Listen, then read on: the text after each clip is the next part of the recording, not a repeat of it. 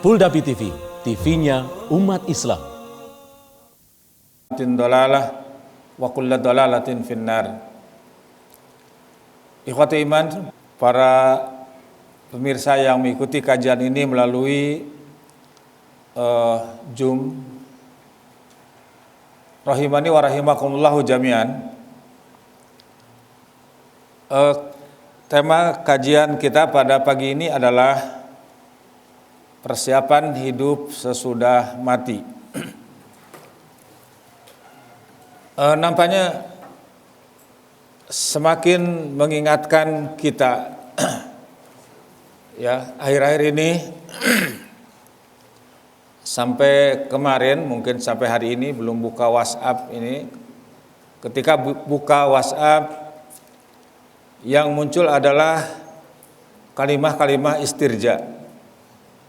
Itu innalillahi wa inna ilaihi raji'un. Ternyata sahabat kita, saudara kita, teman kita, banyak yang sudah mendahului kita. Ya, tadi malam saya buka WhatsApp, ternyata juga di antara yang telah pergi meninggalkan kita adalah salah seorang yang punya kontribusi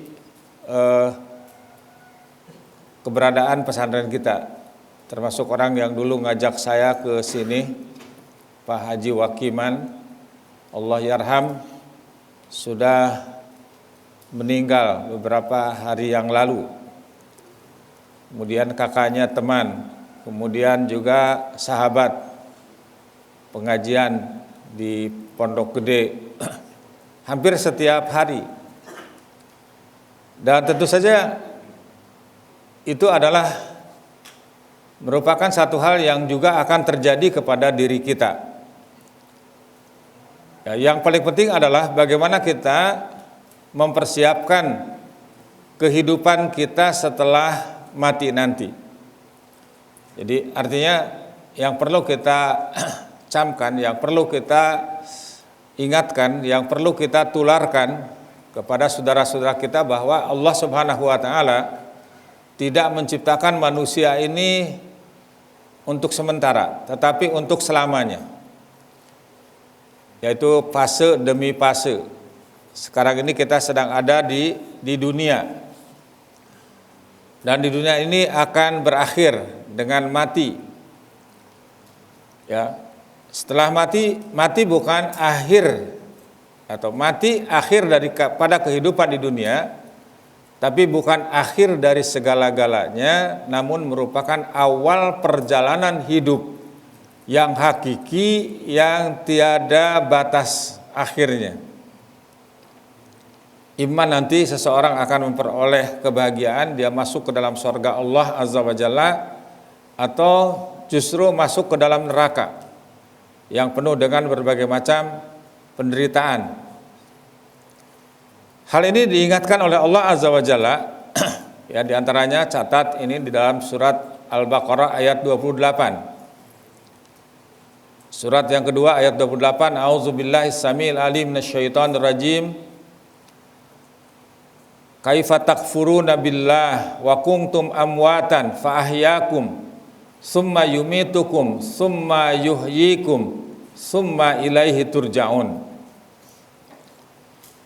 Yang artinya, mengapa kamu kufur kepada Allah? Mengapa kamu membangkang kepada Allah Subhanahu wa taala, wa kuntum amwatan, sedangkan kamu itu asalnya mati. Diciptakan dari benda mati, ya, diciptakan dari nutfah, dari sari-sari tanah, atau asal kejadian manusia itu diciptakan oleh Allah Subhanahu wa taala dari tanah. Sejak kapan kita dihidupkan? Dalam hadis Nabi sallallahu alaihi wasallam disebutkan sejak di alam rahim usia 120 hari. Allah Subhanahu wa taala mengutus malaikat untuk meniupkan ruhnya, kemudian dicatat takdirnya. Itu tentang amalnya, ajalnya, rizkinya, apakah dia akan masuk surga atau neraka, itu sudah tercatat di Lauhul Mahfud. Ya, bahkan dalam hadis yang diriwayatkan oleh Imam Muslim, Allah Subhanahu wa taala sudah menetapkan takdir itu 50.000 tahun sebelum langit dan bumi diciptakan. Jadi kita berada sekarang di sini, kita sedang mengikuti kajian, kita sedang ada di rumah, kita sedang ada di perjalanan, di kantor dan lain sebagainya. Kesemuanya itu sudah merupakan kehendak Allah Subhanahu wa taala, sudah ditakdirkan.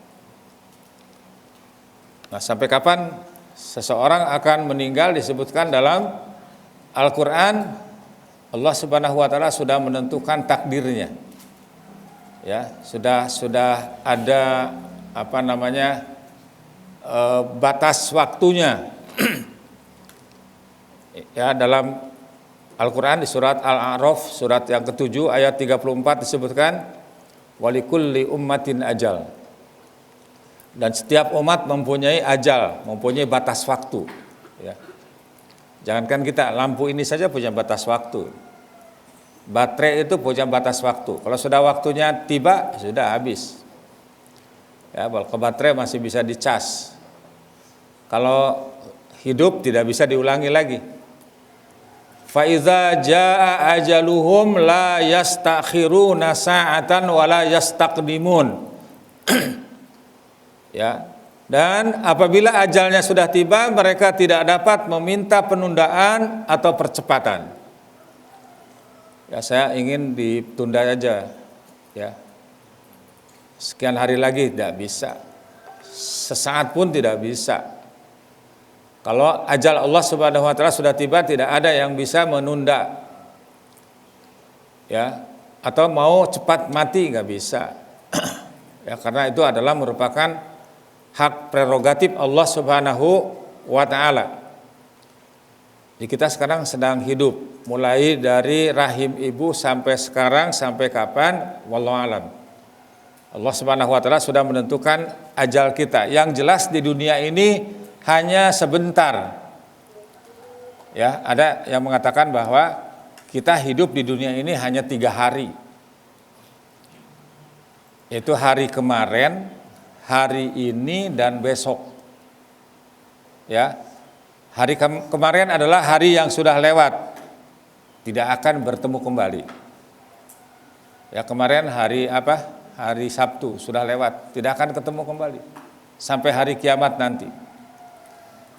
Hanya di situ akan terisikan catatan, ya, aktivitas kita, catatan perilaku kita yang sudah terlewati tersebut, ya.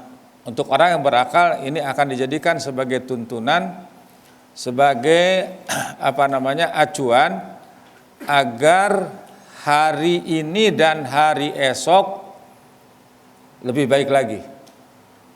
Di hari kemarin tidak akan ketemu lagi. Hari ini juga hanya 12 jam. Makanya kata Al-Imam Hasan Al-Basri rahimahullahu ta'ala, setiap hari yang bertemu dengan kita itu, hari itu mengatakan, ana khalqun jadid wa ala amalika syahid fatazawwad minni bi amalin salih fa inni la a'udu ila yaumil qiyamah. Di hari ini, hari Ahad ini tadi ketika fajar tiba mengatakan kepada kita, ana khalqun jadid. Saya ini hari Ahad, ya, tanggal berapa sekarang? Tanggal 1 Agustus. Bulan Zulhijjahnya tanggal berapa? Ada yang tahu? Ya, berjamaah nggak tahu ya. Tanggal 22 Zulhijjah 1442 Hijriah. Jadi beberapa hari lagi kita akan masuk tahun baru, 1 Muharram. Nah, hari Ahad tadi mengatakan kepada kita, ana khalqun jadid. Saya ini makhluk baru. Ahad ini bukan Ahad yang kemarin. Wa ala amalika syahid. dan saya akan menyaksikan amalmu. Ya, antum belajar dengan sungguh-sungguh, antum mencari rizki, antum ngantuk, antum berdiri, antum duduk, antum berbaring, dicatat. Ya, nanti ada rekamannya di akhirat nanti. Ya, maka hari itu pesan, fatazawwad minni bi'amalin salih. Maka berbekalah dariku, isilah hari ini dengan amal salih. Amalan saleh itu adalah amalan yang baik, amalan yang diniatkan semata-mata karena Allah Subhanahu wa taala, kemudian mengharapkan ridhonya dan diwujudkan, diaplikasikan, dikaitkan dengan sunnah Nabi Shallallahu alaihi wasallam. Fa inni la a'udu ila yaumil qiyamah, karena aku hari Ahad ini tidak akan bertemu lagi, tidak akan kembali lagi kepadamu sampai hari kiamat. Makanya hanya 3 hari kita kemarin, hari ini yang sedang kita lakoni, yang sedang kita jalani. Nah, tentu saja kehidupan hari ini harus lebih baik daripada kemarin. Ya, sebagai bekal ya untuk kembali ke kampung halaman kita yang sejati. Ya, kampung halaman kita dari mana asalnya? Antum dari mana? Dari Jawa. Ini dari Lombok. Mana lagi? Siapa lagi yang dari Brebes siapa? Yang dari Ambon siapa? Ada. Yang dari Batam? Ya. Macam-macam kita. Padahal sebetulnya asli kita itu sama dari sorga, ya, betul nggak? Kita ini sekarang di sini di dunia ini sedang dideportasi, sedang diusir oleh Allah Subhanahu Wa Taala dari sorga karena kesalahan bapak kita. Kesalahannya cuma 1, ya. Kesalahan antum berapa? Cuma 1 apa kesalahannya? Memakan buah yang dilarang oleh Allah Subhanahu wa taala. Buah apa itu? Ya, buah huldi katanya. Yang menamakan buah huldi itu iblis itu. Bukan dari Allah Subhanahu wa taala. Jadi kalau makan buah ini kamu akan abadi di sini gitu. Kemudian terplesetlah, kemudian diusir. Jadi kampung halaman kita itu di sorga. Kita ingin kembali ke sorga. Ya, jadi hari ini harus kita isi dengan amal salih, dan kita pasti akan mengikuti jejak saudara-saudara kita yang mendahului kita. Ya, makanya kan ketika ziarah kubur itu kan ya ada kita mengucapkan salam ya. Jadi antara sunnah dalam Islam itu ziarah kubur, dan adab ziarah kubur itu ketika masuk ke area pekuburan mengucapkan salam. Salam yang berarti doa. Antum jangan nunggu jawaban. Ya kalau dijawab juga repot ya. Bisa nggak jadi ziarahnya. Assalamualaikum ahlad diyar minal mu'minin wal muslimin. Di situ ada kalimat wa inna insyaallahu bikum lahikun, dan insyaallah kami pun akan mengikuti. Jadi hari kemarin, hari ini, dan besok yang akan datang. Kita juga tidak tahu apa yang bakal terjadi besok. Ya. Bisa sampai besok, bisa tidak. Ya, karena tidak ada yang menjamin kita bahwa kita akan sampai hari esok. Ya, mungkin pulang dari sini dipanggil oleh Allah Subhanahu wa taala. Tapi yang jelas adalah itu semuanya akan kita jalani. Makanya Allah Azza wa Jalla mengingatkan, kaifa takfuruna billah. Mengapa kamu kufur kepada Allah Subhanahu wa taala wa kuntum amwatan, sedangkan kamu itu asalnya mati, diciptakan dari benda mati. Fa ahyakum, kemudian Allah menghidupkan kamu. Tsumma yumitukum, kemudian kamu akan dimatikan lagi. Jadi konsekuensi daripada hidup ini pasti akan mati. Makanya mati itu tidak usah ditakuti karena pasti akan terjadi. Ya. Kalau kamu berani hidup, jangan takut mati. Kalau takut hidup, mati saja. Itu pilihannya. Nah, setelah mati nanti apakah berakhir segalanya? Tidak. Summa yumitukum summa yuhyikum. Kemudian akan dihidupkan kembali. Jadi sejak manusia dikubur, yang ngubur masih di situ, itu sudah dibangkitkan.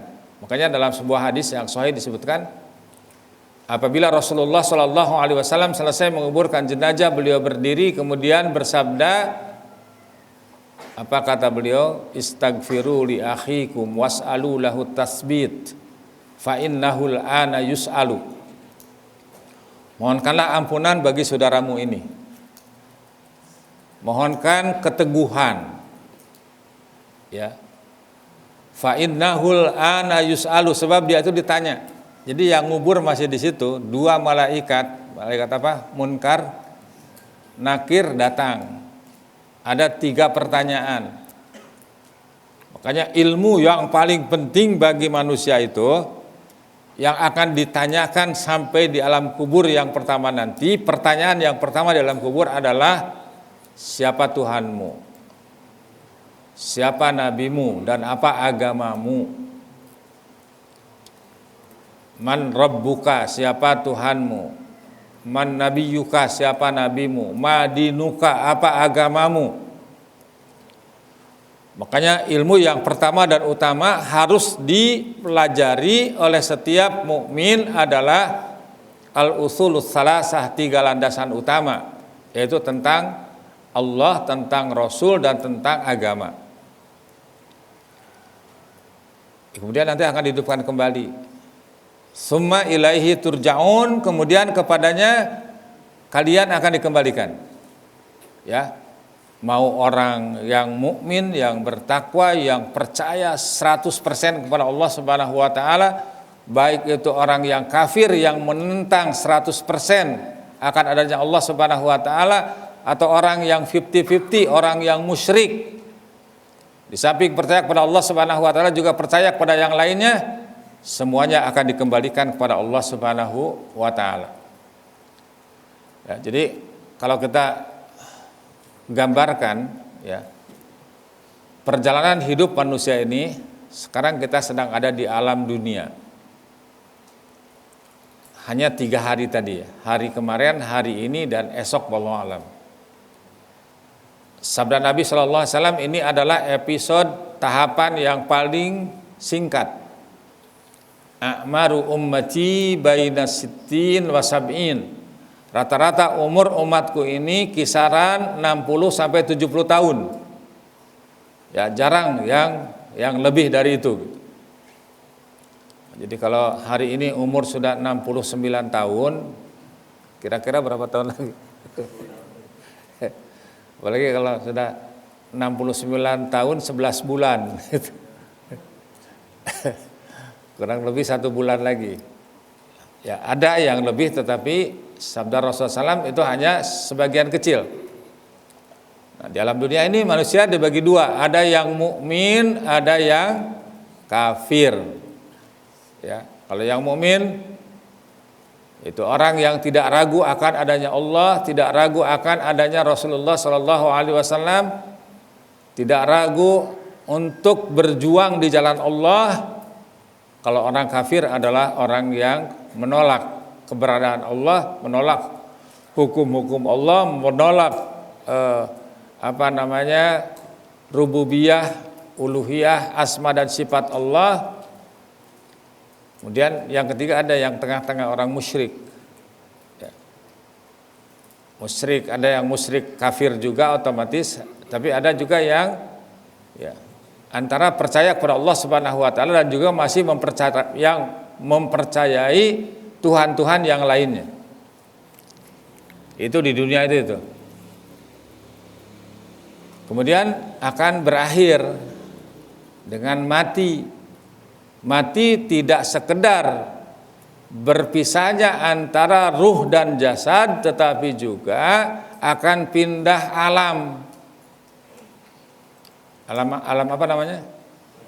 Alam kubur. Jasad kita ada di alam kubur, ya, di dalam tanah. Ruh kita ada di alam penantian, yaitu alam barzakh. Berapa lama itu entahlah. Mungkin ratusan, mungkin ribuan tahun. Sementara tadi di dunia kisaran 60 sampai 70 tahun. Di alam kubur ada yang mendapatkan nikmat kubur, ada yang mendapatkan siksa kubur. Jadi itu belum masuk neraka itu. Baru pemanasan. Ya, baru pemanasan. Nah, jadi apakah dia akan mendapatkan nikmat surga atau neraka? Itu juga akan dia sudah bisa merasakan di alam kubur ini.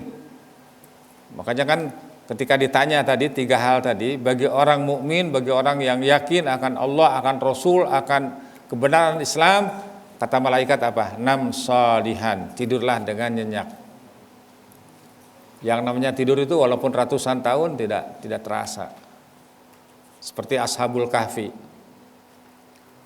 Tapi yang tidak, dia akan memperoleh azab kubur. Ya, makanya sahabat yang mulia Utsman bin Affan radhiyallahu anhu, ketika ziarah kubur beliau menangis sampai air matanya membasahi muka dan jenggotnya. Kemudian dia bertanya, ya kenapa Anda menangis? Padahal Anda ini adalah seorang sahabat Nabi, ya salah seorang khulafaur rasyidin di samping Abu Bakar, Umar, dan Ali. Anda pasti masuk surga. Kenapa Anda menangis ketika ziarah kubur? Kata beliau, ya saya dijamin oleh Allah Subhanahu wa taala masuk ke dalam surga. Tapi apakah saya akan selamat dari azab kubur? Ya, azab kubur itu ada. Makanya ketika Rasulullah SAW lewat ke pekuburan Baqi di Madinah, beliau minta sahabat untuk mengambilkan 2 pelepah kurma yang masih segar. Ya, mungkin kalau antum para pemirsa yang sekarang ziarah ke makam Baqi, tidak ada pohon kurma sekarang. Kalau dulu sebelum tahun 90 tuh masih banyak. Di situ di seberang jalan itu perkampungan Awali, itu banyak pohon-pohon kurma. Sekarang sudah ditanami beton. Kemudian Rasulullah SAW meletakkan 2 pelepah kurma itu, kemudian menjelaskan kepada para sahabat bahwa 2 penghuni kubur ini sedang diazab oleh Allah Subhanahu wa taala. Apa pelanggarannya? Bukan pelanggaran yang besar, bukan karena minum khamr, bukan karena zina, bukan karena membunuh. Tapi yang satu, kata beliau, adalah orang yang apabila buang air kecil tidak pakai satir, sembarangan lah. Ya, makanya kalau mau buang air kecil, pintu tutup, dikunci. Ya, jangan asal aja gitu. Ya, maaf ya. Saya sering lihat di jalan itu, malah di jalan tol, minggir pakai lampu. Itu. Kemudian keluar supirnya hanya untuk buang air kecil. Pernah lihat gak? Ya, sering ya. Masya Allah tuh. Saya kadang-kadang suka malu dengan onta. Onta itu kalau mau kencing itu ngumpet ya. Saya punya pengalaman ketika mau beli susu unta di Hudaybiyah di Mekah itu, di tempat peternakan unta. Itu kan susu unta itu sebotol kecil gitu. Air mineral yang kecil tuh. itu harganya 5 real. Sementara air kencing unta itu bisa paling murah 20 real sampai 30 real. Jadi air kencing unta itu obat. Satu-satunya air kencing itu air kencing unta. Kalau air kencing sapi jangan. Atau kebo jangan. Terus saya bercanda tuh, kayak itu ada foto saya di media sosial tuh bersama tukang ngangon unta. Saya tanya, ini air kencing unta atau air kencing kamu? Ketawa dia. Ya unta lah dia. Terus kenapa mahal? Di antaranya dia bilang unta itu kalau mau buang air kecil, mau pipis itu ngumpet, malu. Unta aja malu. Supir gak malu. Terus udah gitu, kalau diambil air kencingnya suka nendang. Itu apa namanya? Ya, ternyata dalam Islam ini sampai urusan kencing saja itu dibawa ke akhirat. Di antara orang yang mendapatkan azab kubur itu orang yang tadi sembarangan ketika buang air kecil.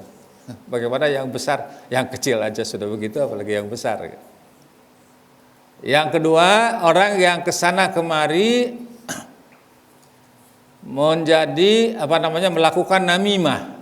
Namimah itu provokator, tukang mengadu domba, tukang ngasut. Hati-hati itu. Ya, sabda Nabi SAW, la yadkhulul jannata nammamun. Tidak akan masuk surga orang yang suka menghasut, orang yang suka mengadu domba, provokator. Nah, sekarang ini provokator jadi jadi pekerjaan pokok. Ya, jadi profesi lah. Makanya sahabat Utsman radhiyallahu anhu pernah menangis ketika melihat kuburan. Kemudian kata beliau, innal qabra awwalu manazilil akhirah. Fa in naja minhu fama ba'dahu aisaru minhu wa in lam yanju minhu fama ba'dahu asyaddu minhu. Kata beliau, sesungguhnya kuburan adalah tempat singgah pertama akhirat. Di dalam perjalanan akhirat itu tempat transit yang pertama, rest area yang pertama adalah kuburan. Jika selamat darinya, maka setelahnya pun ia akan lebih mudah urusannya. Namun jika ia tidak selamat darinya, maka sesudahnya pun ia akan lebih sulit lagi. Waliyadzubillah. Kita berlindung kepada Allah Subhanahu wa taala agar kita tidak memperoleh kesulitan di hari di alam kubur nanti.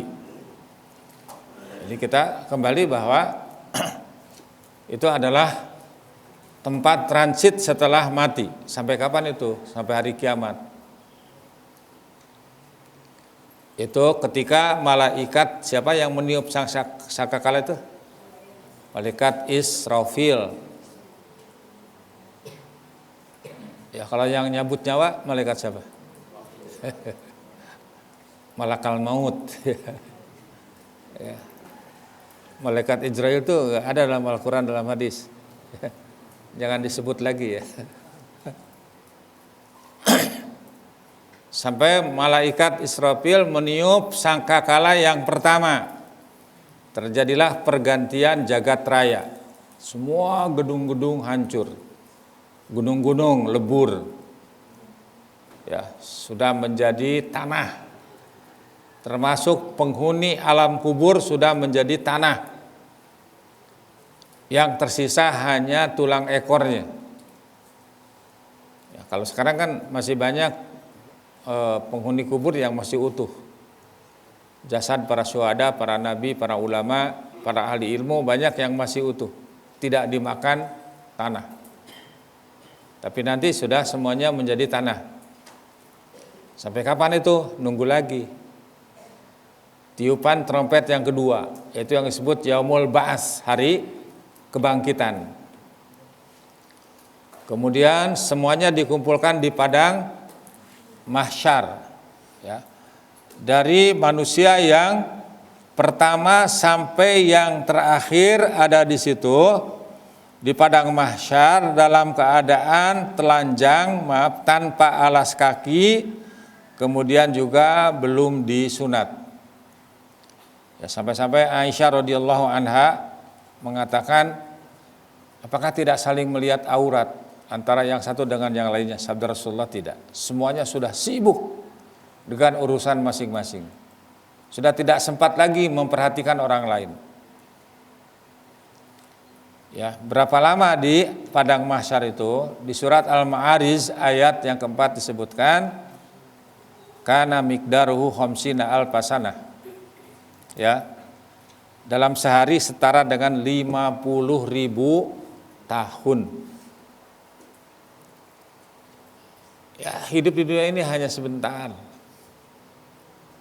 Di padang mahsyar 50.000 tahun. Sehari di hari kiamat itu setara dengan 1.000 tahun.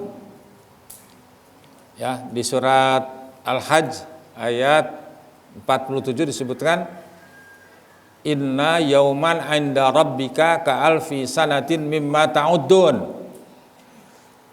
Sesungguhnya satu hari di sisi Tuhanmu sama dengan 1.000 tahun yang biasa kamu hitung. Ya. Jadi kalau ada orang umurnya 62,5 tahun, berarti itu 1,5 jam. Kalau 70 tahun kurang dari 2 jam. Kalau 100 tahun itu hanya 144 menit. Makanya kita dibiasakan untuk belajar derita sementara untuk kebahagiaan yang abadi. Makanya kata Imam Syafi'i rahimahullah ta'ala dan para ulama yang lain, orang yang tidak sabar, lelahnya, sulitnya mencari ilmu, walaupun sebentar, siap-siaplah untuk menanggung penderitaan selamanya. Penderitaan dunia dan akhirat. Wal'iyadzubillah.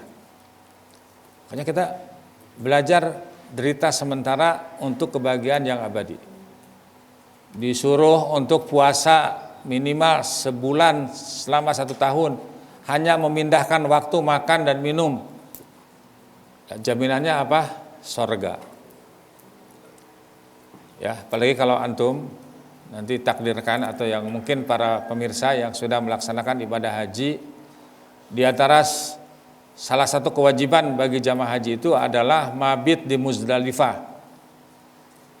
yaitu di situ kita nginap, tidur, ya, di lapangan terbuka, ya, tanpa ada pelindung.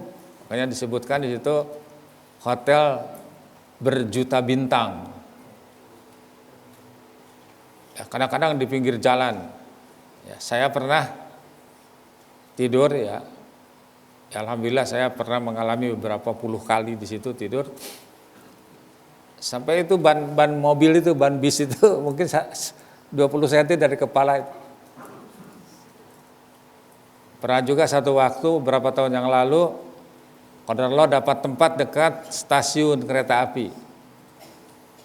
Dan kereta api yang ditunggak, yang boleh naik ke situ itu hanya orang-orang Saudi. Waktu itu, kalau sekarang sudah ada yang tamu-tamu yang lainnya juga. Yaitu yang jalur dari Mina ke Arafah. Di situ artinya banyak orang kaya, pejabat, sama tidur di pinggir jalan. Beralaskan tikar yang tipis, tapi enjoy aja. Kenapa?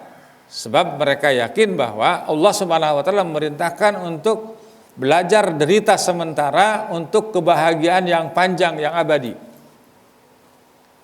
Di kita ini punya harapan masa depan. Makanya disinilah kita harus bekerja dengan ikhlas. Diniatkan ibadah kepada Allah Subhanahu wa taala. Makanya sungguh bodoh orang yang lebih mementingkan kenikmatan dunia yang sekejap untuk kemudian mengorbankan kenikmatan akhirat yang panjang, yang tanpa batas. Jadi padang mahsyar nanti, kemudian nanti akan ada hisab. Akan ada hisab. Kemudian pembagian catatan amal.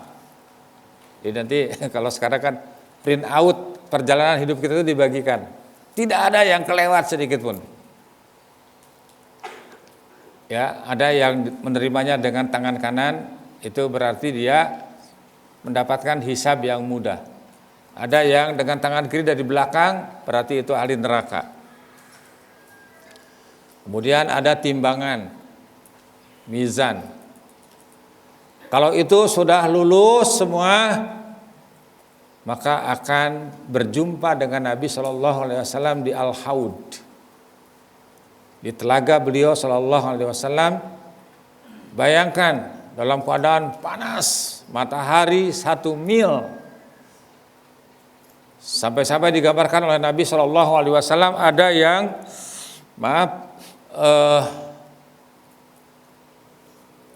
keringatnya semata kaki, sebetis, selutut, sepaha, sepinggang sampai ke mulutnya. Saking panasnya, tidak ada minuman yang lain. Tidak ada lagi antum di situ teh pucuk. Nah, bagi orang-orang yang lulus tadi, hisabnya lulus, catatan amalnya baik, mumtaz, minimal jayyid, makbul. Kemudian akan bertemu dengan Nabi SAW di telaga. Orang-orang munafik, orang-orang yang pengkhianat, orang-orang yang tidak merasa cukup dengan agama yang dibawa oleh Nabi SAW, maka akan diusir dari telaga tersebut. Kemudian setelah itu semuanya akan berbondong-bondong menuju kemana? Kita mau masuk kemana? Ke surga atau neraka? Ke surga. Akses ke surga itu hanya satu, yaitu melalui as-sirat, jembatan yang membentang di atas neraka, yang digambarkan oleh Rasulullah SAW lebih kecil dari rambut dibelah 7, lebih tajam dari tajamnya pedang. Ada yang melewatinya seperti angin berhembus, seperti kilat. Ada yang lari, ada yang jalan biasa, ada yang merangkak, ada yang di tengah-tengah dia jatuh. Di kiri kanan jembatan itu ada kaitan dari besi. Kemudian kalau dia jatuh dikait itu, ada yang dilemparkan ke surga, ada yang dilemparkan ke neraka. Makanya ada yang sampai di surga itu dalam keadaan lecet-lecet. Ya nggak apa-apalah, biar babak belur, kalau masuk surga cepat sembuh. Ini sudah babak belur masuk neraka lagi. Waliyadzubillah. Kita berlindung pada Allah Subhanahu wa taala. Kemudian kalau selamat akan melewati jembatan yang kedua, itu lebih mudah lagi. Kalau sudah masuk ke surga, udah aman. Kalau masuk ke neraka, itu terbagi dua. Ada yang permanen, orang kafir, orang munafik, itu abadi di neraka. Ada yang sementara, orang Islam itu sementara, sampai bersih ya dosanya. Kemudian nanti akan diangkat, dimasukkan ke dalam sorga.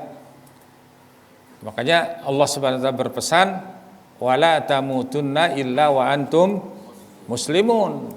Jangan sekali-kali kamu mati kecuali dalam keadaan Islam. Ini modal utama, karena orang Islamlah yang akan masuk ke dalam sorga. Ya, cuman jangan berpikir liberal. Ya gak apa-apa Ustaz masuk neraka juga, toh nanti masuk surga juga. Jangan. Kalau masuk neraka sehari, itu kan sama dengan 1000 tahun. Kalau 7 hari, sebulan, setahun. Sementara dalam Al-Quran disebutkan labisina fiha ahqaba, mereka tinggal dalam neraka itu beberapa hukum, berabad-abad. Waliyadzubillah, makanya kita harus masuk surga.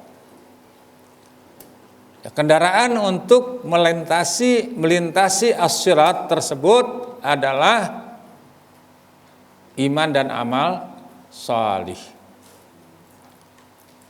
Nah, makanya dalam Al-Quran disebutkan hidup kita di dunia ini akan berakhir dengan mati. Semua makhluk Allah yang bernyawa sudah divonis dengan mati.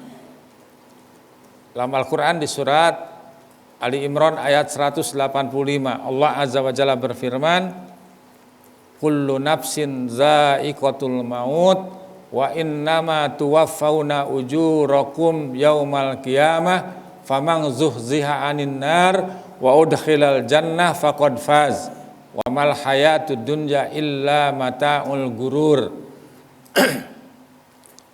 Tiap-tiap yang bernyawa akan merasakan mati. Jadi yang mati itu bukan hanya yang sakit, bukan hanya orang tua, bukan kullu maridin, setiap orang yang sakit, atau kullu suyukhin, setiap orang tua, bukan. Kullu nafsin, setiap yang bernyawa. Ternyata banyak bayi, anak-anak, pemuda-pemudi yang sedang gagah perkasa mati juga, bahkan duluan mati dibandingkan dengan orang tua. Dan sesungguhnya pada hari kiamat sajalah disempurnakan pahalamu. Jadi gini, mati di alam kubur itu sampai yaumul hisab, penyerahan catatan amal, ditimbang di al-haud, itu masih ada kemungkinan pahala kita itu bertambah dan berkurang. Apa yang bisa menambahkan pahala itu? Pertama, sedekah jariyah. Yang kedua, ilmu yang dimanfaatkan. Yang ketiga, anak solih yang mendoakan. Nah, itu nanti netnya itu, ya, itu ketika mau nyebrang ke as-sirat. Di situ nanti tiba-tiba ada pengadilan di situ. Makanya Rasulullah SAW pernah bertanya kepada para sahabatnya, atadruna mal muflis, apakah kalian tahu siapakah orang yang pailit itu, yang bangkrut itu siapa? Dan sahabat menjawab, al muflisu fina ma la dirhamalahu wala mata. Orang yang bangkrut di antara kami, orang yang pailit di antara kami adalah orang yang tidak punya uang dan tidak punya harta. Sabda Rasulullah, bukan. Orang yang pailit itu adalah orang yang nanti datang di hari kiamat dengan membawa pahala sholat, pahala puasa, pahala zakat dan lain sebagainya. Tapi di dunia dia pernah menzolimi seseorang, pernah korupsi, pernah mencuri, pernah mengambil hak seseorang, pernah membunuh, pernah mengalirkan darah seseorang dan lain sebagainya. Nanti orang yang dizalimi itu akan nyegat di situ. Ya, nagih, padahal sudah tidak bawa apa-apa lagi. Manusia mati hanya bawa kain kafan, nggak bawa ATM. Kain kafannya juga nggak ada kantongnya ya. Yang dibawa hanya amal. Nah, disitulah dibagi kebaikan-kebaikan yang dia miliki, dipindahkan kepada orang yang dizalimi tadi. Si A datang udah terbayar, datang lagi si B, datang lagi si C. Makanya ini para koruptor ini berhenti, bangkrut kamu nanti di akhirat. Berapa juta orang yang dizalimi, berapa juta orang yang akan nagih nanti.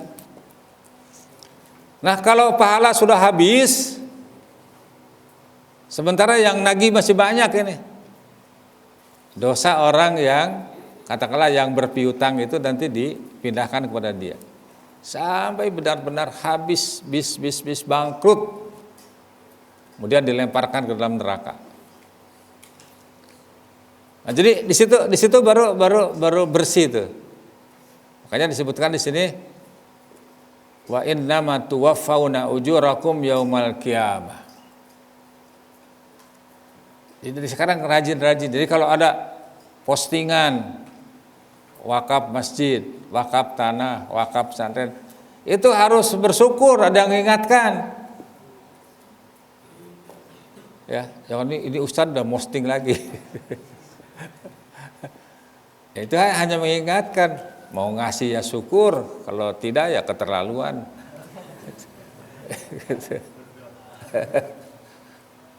Ya, udah gitu, udah ngasih infak didoakan lagi agar diberikan keberkahan. Masya Allah.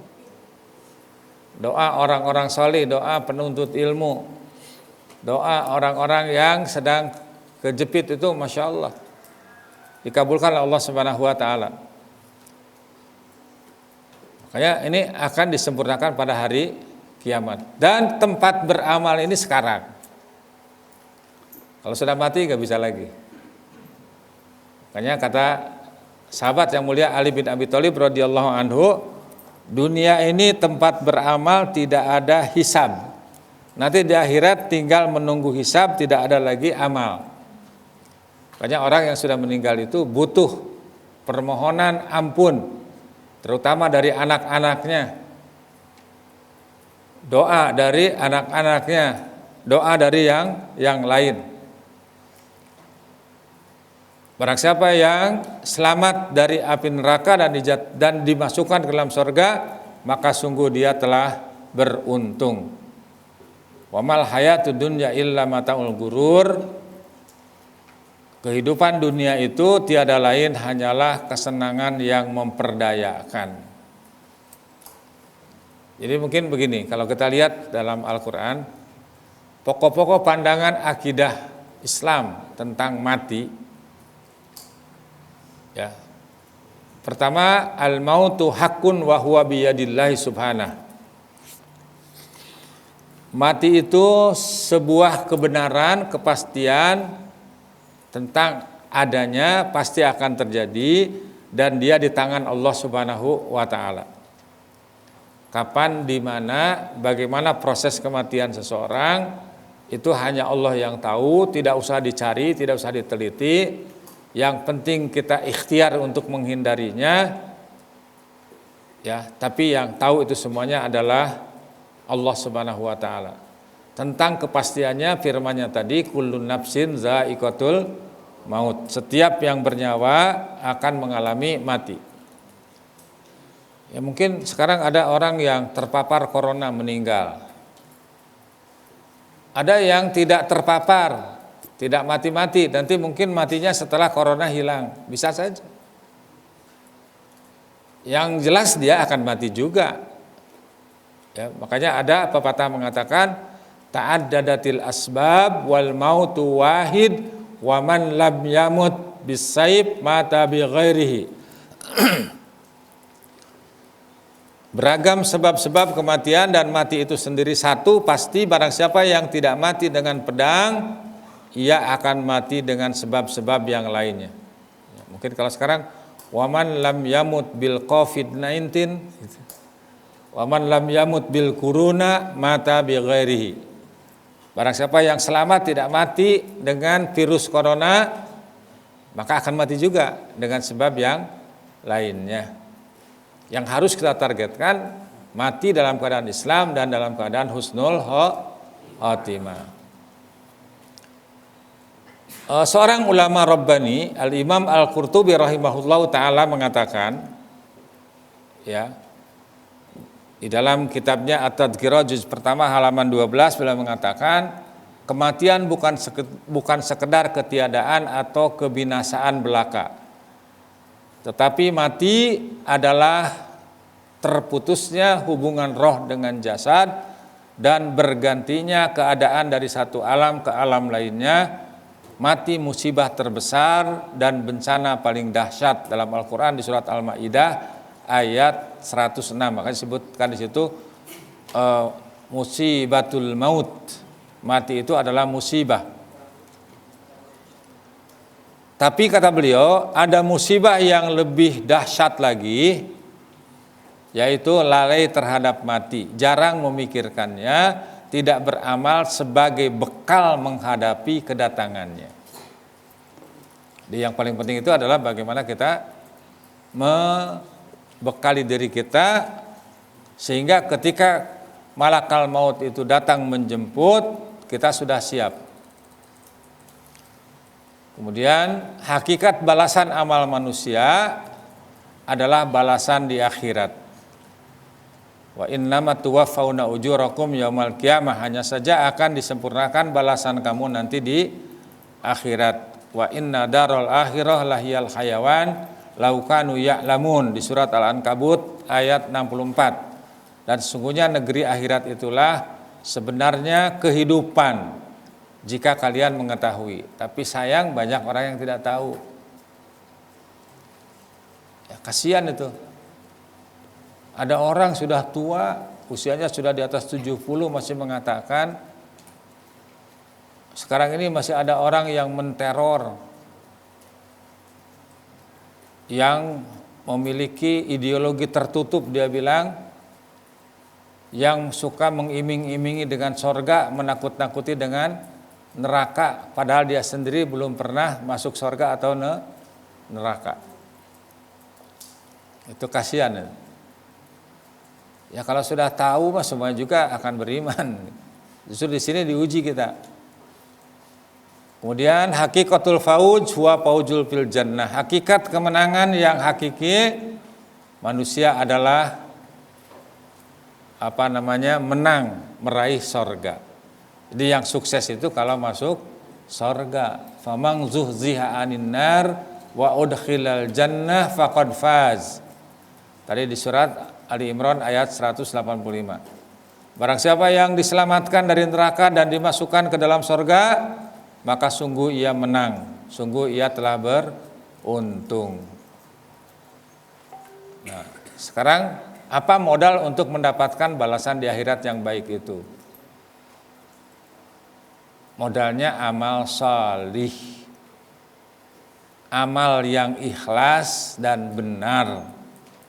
Benar itu yang dikaitkan dengan sunnah Nabi Shallallahu Alaihi Wasallam. Keberuntungan yang sesungguhnya digambarkan dalam Al-Quran di surat An-Nur ayat 51-52. Innama kana qaulal mu'minin idza du'u ilallahi wa rasulihi liyahkuma bainahum ayyaqulu sami'na wa ata'na wa ulaika humul muflihun. Sesungguhnya jawaban orang-orang mukmin bila mereka dipanggil kepada Allah dan Rasul-Nya agar Rasul menghukum mengadili di antara mereka ialah ucapan sami'na wa ata'na.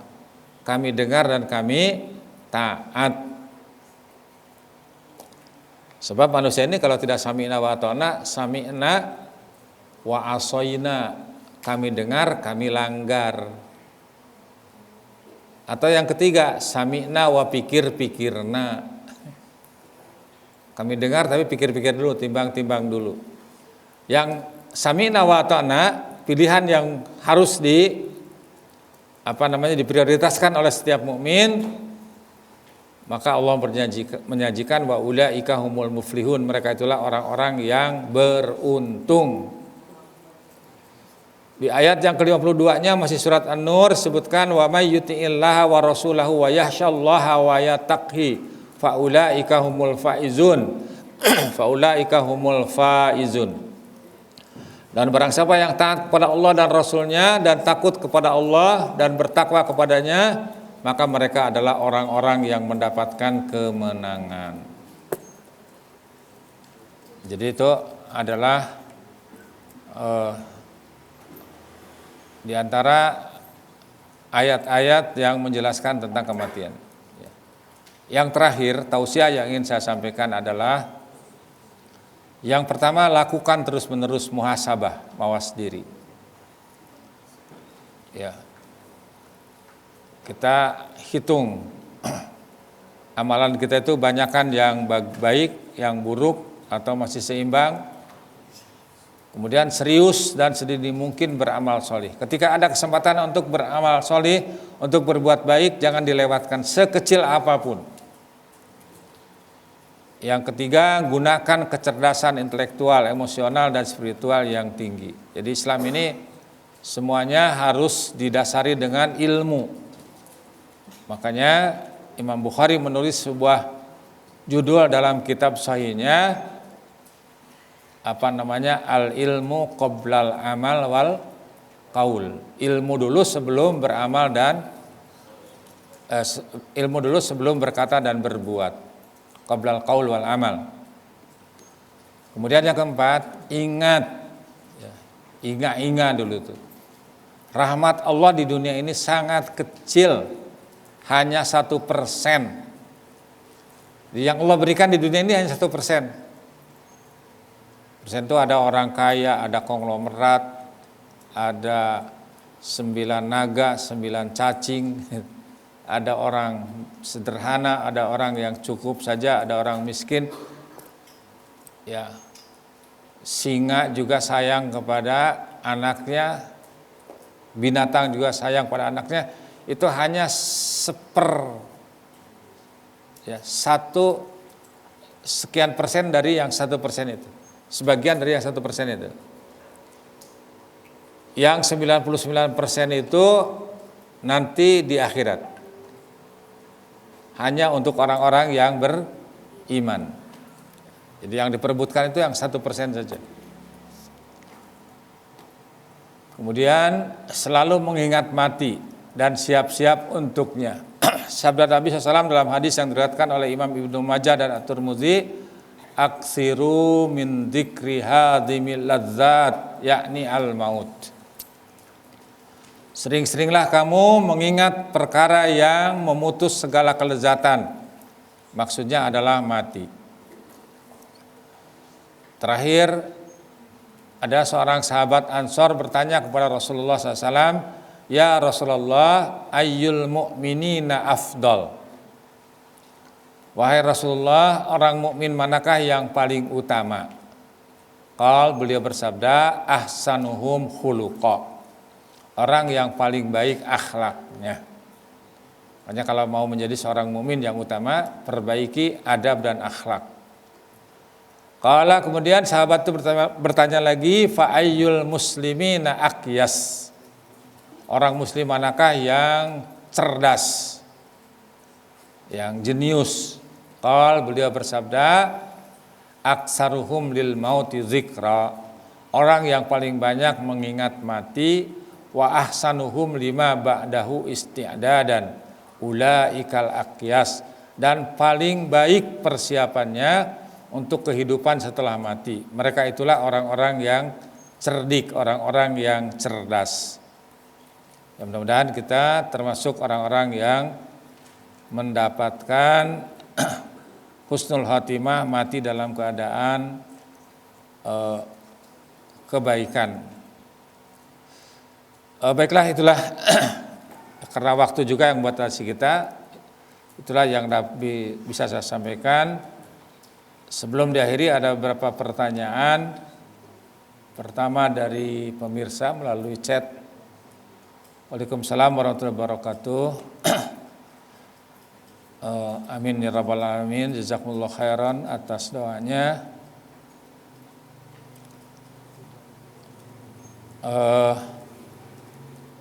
Pertanyaannya adalah, mohon penjelasannya.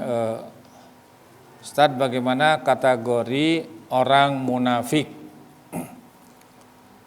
Ya, orang munafik itu adalah pada hakikatnya orang munafik itu adalah orang kafir yang pengecut. Ya. Kalau orang kafir itu kan gentle. Dia menolak.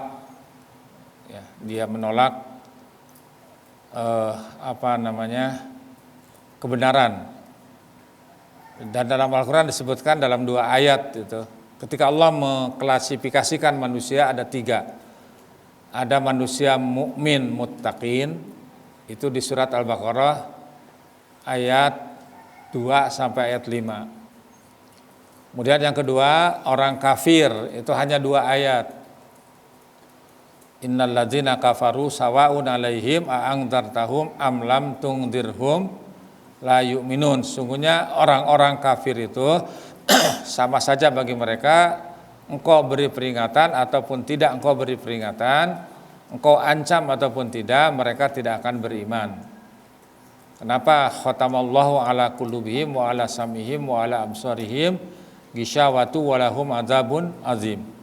Allah telah mengunci hati dan pendengaran mereka, penglihatan mereka telah tertutup dan mereka akan mendapat azab yang berat. Jadi ini kafir itu gentle lah, menolak. Kemudian yang ketiga, munafik. Munafik itu orang yang mungkin ucapannya benar, perbuatannya benar, tetapi hatinya menolak. Ya. Jadi makanya disebutkan orang munafik itu adalah orang kafir pengecut, orang kafir yang tidak gentle, sehingga harus pura-pura menjadi orang Islam. Bagaimana ciri-cirinya dijelaskan dalam Al-Quran banyak sekali itu. Dari mulai surat Al-Baqarah ayat 8 sampai ke 20 itu. Ya, di situ disebutkan tentang ciri-ciri orang munafik. Ya, sampai ayat ke-18 paling tidak. Ya, orang-orang munafik itu lebih banyak implikasinya dibandingkan dengan orang mukmin dan orang-orang yang kafir. Ya. Jadi dari mulai ayat yang ke-8, wa minan nasi may yaqulu amanna billahi wa bil yaumil akhir wa ma hum bimumin. Pertama, orang-orang yang berkata kami beriman kepada Allah dan hari akhir, padahal sungguhnya mereka bukanlah orang-orang yang beriman. Kemudian orang-orang yang suka menipu Allah dan orang-orang yang beriman, padahal mereka hanyalah menipu diri mereka sendiri. Kemudian dalam hati mereka sudah ada penyakit, ya. Lalu Allah menambah penyakitnya itu dan mereka mendapat azab yang pedih karena mereka berdusta. Orang munafik itu pendusta. Digambarkan dalam hadis cirinya ada 3. 1, kalau berbicara dusta. Yang kedua, kalau berjanji inkar. Yang ketiga, kalau diamanati khianat. Yang keempat, kalau bertengkar melebihi batas. Ya. Kemudian di ayat yang ke-11-nya, orang munafik itu tidak merasa membuat kerusakan, tapi justru membuat kemaslahatan. Ya, dan jelas dalam Al-Quran disebutkan bahwa orang munafik itu di nerakanya pun neraka yang paling dasar. Ya.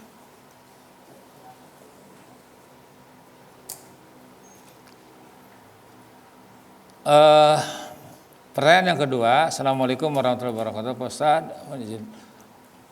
Ada beberapa pertanyaan. Yang pertama, apa yang dapat menyelamatkan dari siksa kubur? Ya banyak. Ya diantaranya adalah orang yang meninggal di Madinah. Tentu orang-orang yang salih. Yang kedua juga disebutkan di situ hendaklah sebelum tidur itu berdoa dan membaca surat Al-Muluk. Ya. Itu di sebelum tidur itu setiap malam dibaca surat Al-Muluk.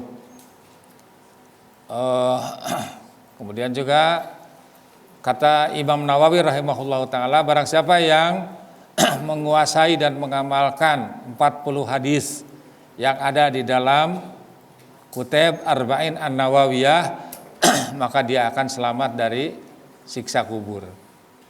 Itu diantaranya, dan yang lainnya insya Allah nanti kita akan bahas secara tersendiri. Kemudian pertanyaan yang kedua, di mana keberadaan roh antara saat meninggal hingga hari kiamat? Ya itu tadi, di alam barzah.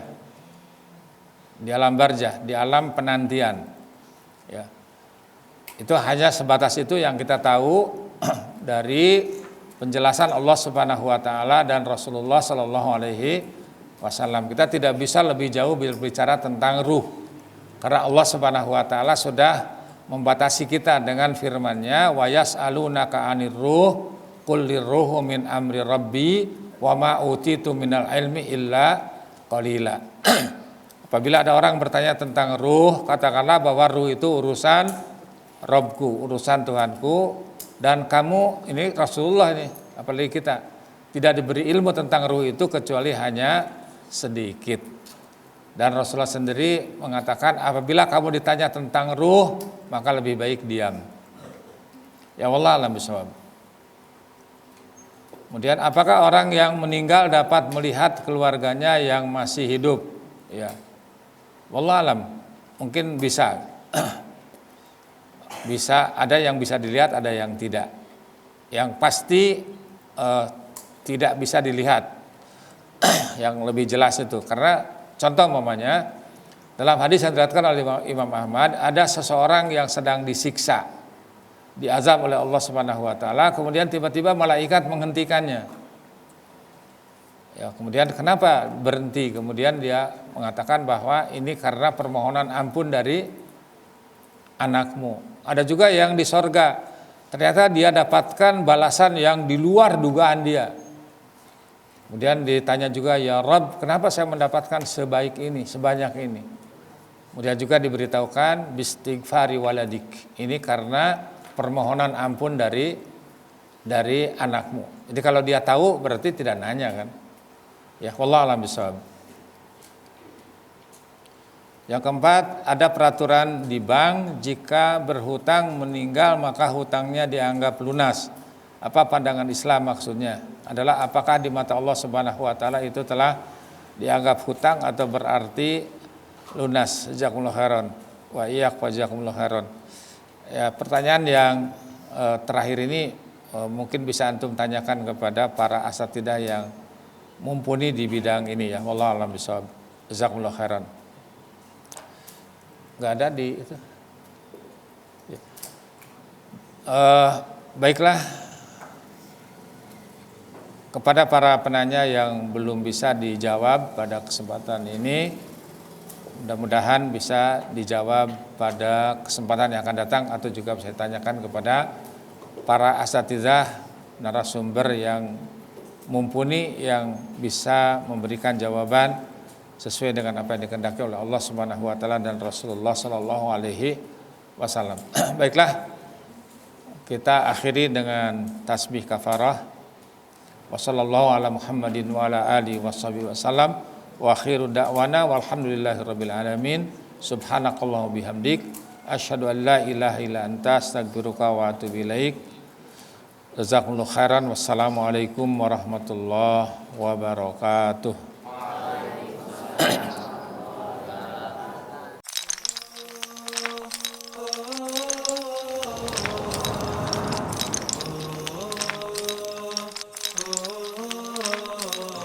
Puldapi TV, TV-nya umat Islam.